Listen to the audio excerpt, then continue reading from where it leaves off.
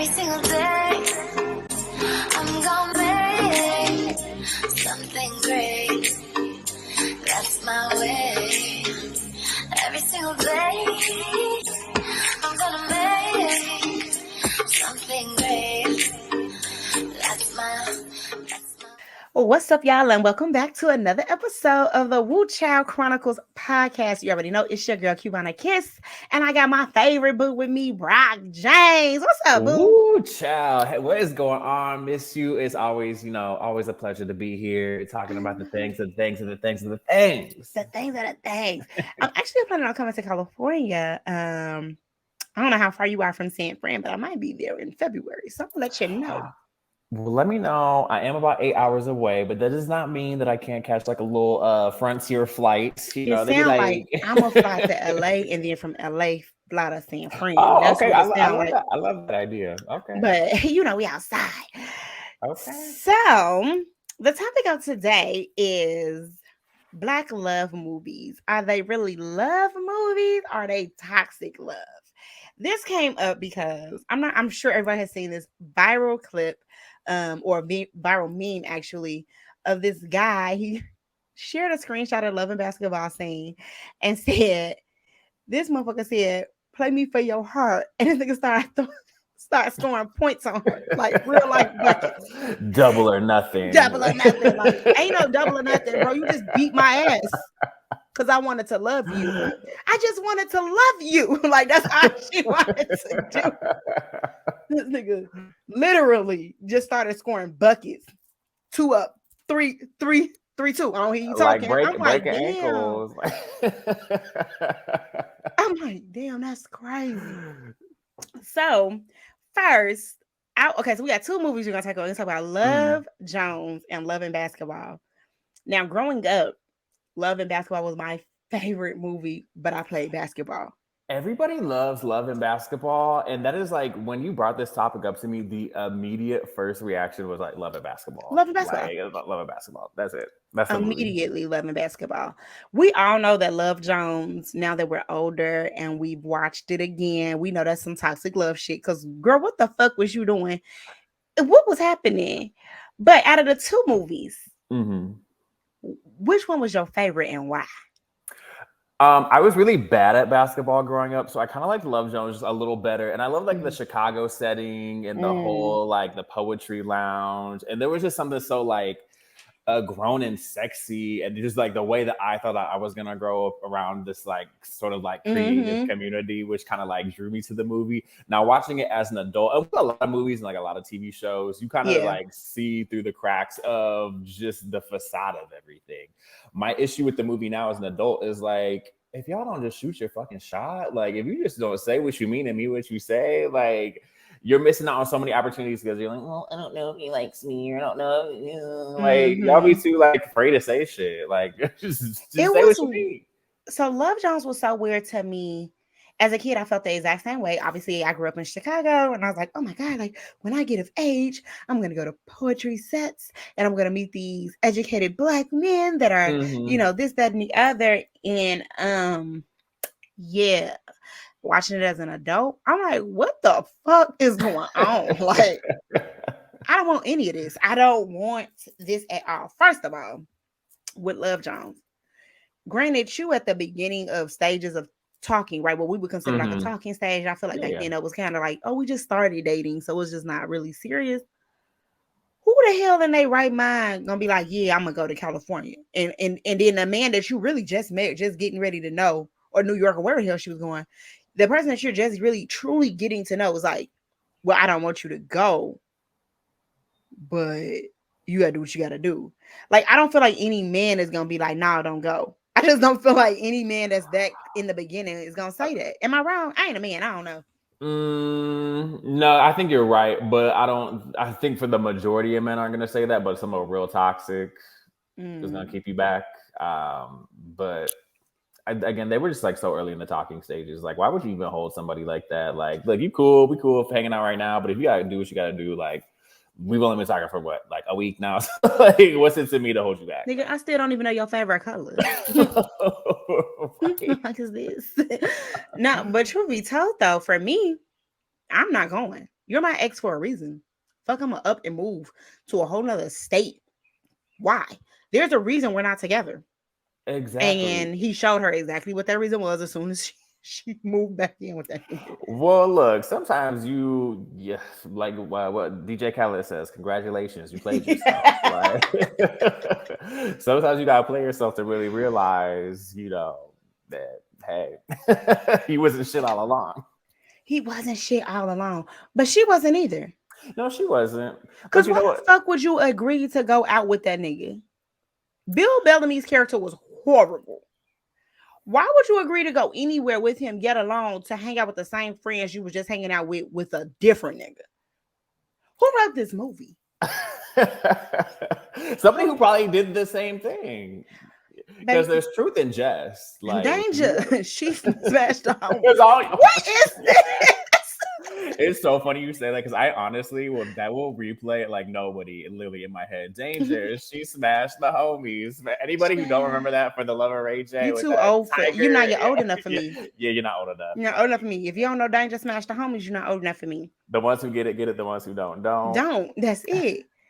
Now, okay, so I think the Black collective would agree, right? That Love Jones is a toxic movie, a toxic love movie. It is, and I think a lot of people, especially like when they watched it when they were younger, we get caught up in this whole like, because I feel like when people watch movies, you're watching it for an escape, but you're also like watching it because you're putting yourself in the shoes of the people that you're watching. Yeah, and they were getting into this. I think people, thought that maybe like there's a whole love story, and this could happen to me, and the choices that I have to make, and you don't really like take a step back and realize like these are just characters, and like it's okay if characters are trash, and it's okay to like characters that are trash as well too. Because I like trash characters. Like I love Killmonger.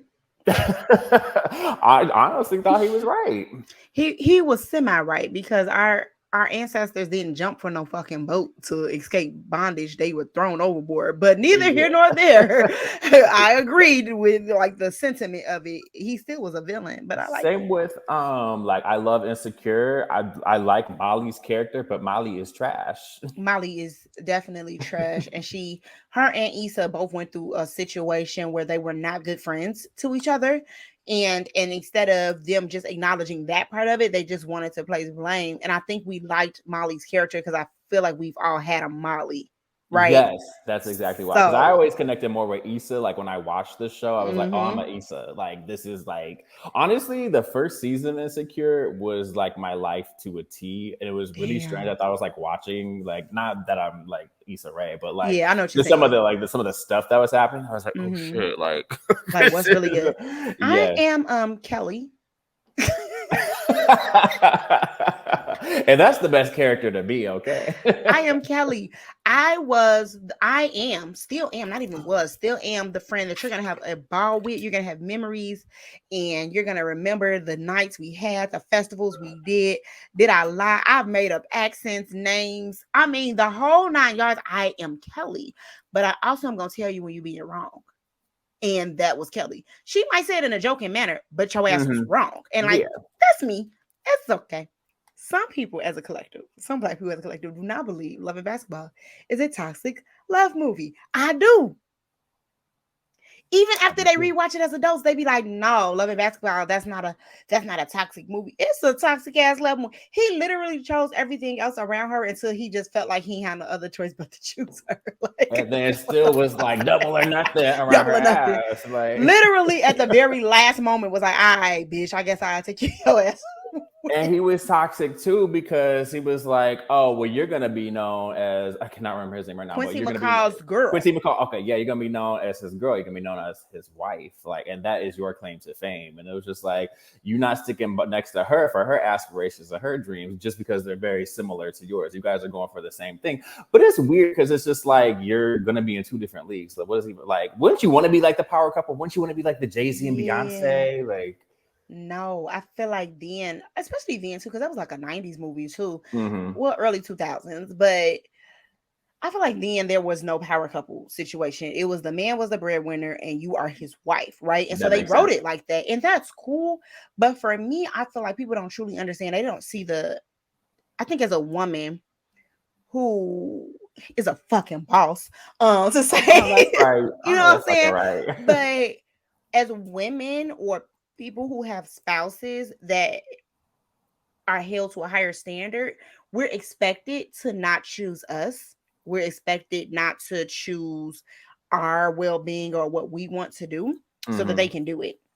And I won't say women, that's why I said as people of spouses. Like we got spouses who just like, okay, yeah, they're gonna do well Hmm. and you gonna support them. And it's like, well, I got dreams and aspirations too. Like, what the hell is this? And I feel like with them, the turning point of the relationship was when they were sitting on the bleachers. And she's like, well, I got a curfew. Like, let's just go back to the dorm. Let's take a walk. Da, da, da. He's like, nah, I'm gonna stay here. And then he acted a plump motherfucking fool. That he did and resented her for it. And she still was trying to be there for him. Like, was still trying to be there for him. And you acted a fool. I would have I beat his ass. I just think like, look, you could be the perfect person for somebody, but sometimes like your lives just really just don't line up like that. Yeah. And that's okay. And you can still have love for that person. But I think we get too caught up in this like high school sweetheart, or you need Mm, to be with this like one person for the rest of your life. And like, that's not reality. That's not reality at the end of the day. yeah. And again, that's what I'm saying about you watching movies and you get caught up in this fantasy because you see yourself in it. And it's just like, oh, that Uh-huh. could happen. And like, what choice would I make? And would I do this? And would I do that? But like, but again, you have to step back and think like, these are characters. This is not you. This is not your This life. is This, Yeah, this is not you. This is not your life. It is so funny that you said that. So my high school sweetheart, I thought I was gonna be with that man forever, child. That was my high school sweetheart. He acted a fool when he got to college too, because I feel like that's what niggas do. Like, Mhm. it's too much cat being thrown at you for you not to act a fool, right? Yeah, I get it. Meanwhile, I'm just a high school girlfriend that you had that's also in a different college, so it just didn't work. He actually passed away, so rest his soul. But Oh, I'm sorry to hear that. I tried to double back, and he is the reason why I never double back on any man ever. If we broke up, that's why for Love Jones that didn't make sense to me as an adult because I'm not doubling back. He is the sole reason why I never spin the block. Once we broke up, I can't spin the block. I Bring it might drive around by that town. motherfucker, but I'm not spinning the block to stay. I can't do it. And that's just a lesson you had to learn with somebody. And that's, we all just gonna have them lessons. And I think that's what love basketball was too. That was a lesson for her. Like, Loving basketball was a lesson, but she still ain't learning. What she well, do? because some people is hard headed. You know, some people Soon, it just what's not clicking. soon, what's not clicking, Steven? As soon as that nigga got hurt, she was Johnny on a plane. Like, Monica, why are you over there? Why would you go see that man in a hospital like that? And then on top of that, think that his life hadn't like moved on. Like, why are you surprised that he's engaged when you wasn't answering his phone calls? And weren't they? Because I haven't seen the movie in a while, but weren't they playing the game at the end? He was like about to get married too. It was like to prove, you know. Mm-hmm. Okay, And then see, he left the stewardess. The only reason I know she was a stewardess because that's my favorite mama. What you want me to do? Oh no, are they cussing at mamas in Spain? That is like my favorite. Oh, I clearly know Love and Basketball like the back of my hand. I didn't have to rewatch it. I didn't have to do anything. I know that movie to a T. Like I would literally just say anything. Like when Monica had got benched at the game, and she's like, "Oh," her mama was like, "Oh no," Alfred Woodard character. "Oh no, Monica, Monica." I was like, "That's my mama. That was my mama." Like my mama would be like, "Why are you acting like that?"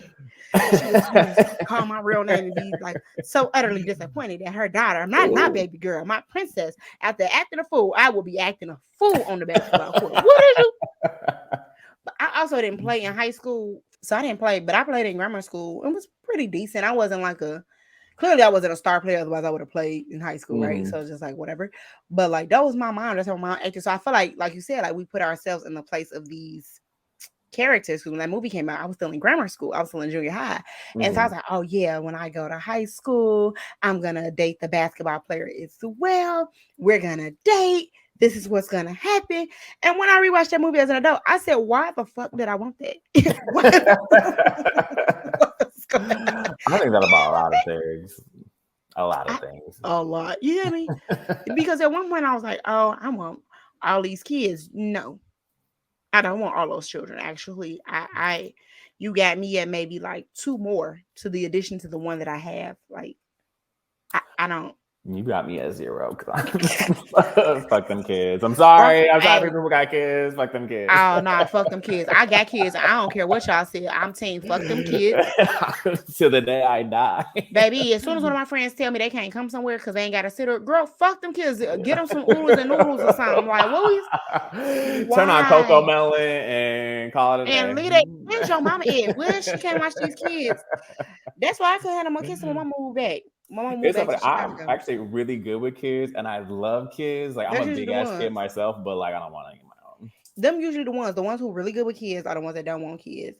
People always tell me that I miss my calling because I love kids. Kids come over my house all the time. I'm really not sure why kids like to come over my house actually because I have a lot of rules. Like, You don't do can, this. but you give cool mom vibes though. You can have a lot of rules, but you can still be a cool mom. Yeah, I think that's might be actually what it is because I give you the rules and then I leave, and then you won't see me until you break the rules, and then we got a Yeah. problem. But it's just like whatever. But the kids like coming over here, and I be leaving. All right, then the That was with kids. my mom too. She was like, they can come over, but I ain't entertaining I'm not staying nobody. here, I ain't feeding especially now nobody.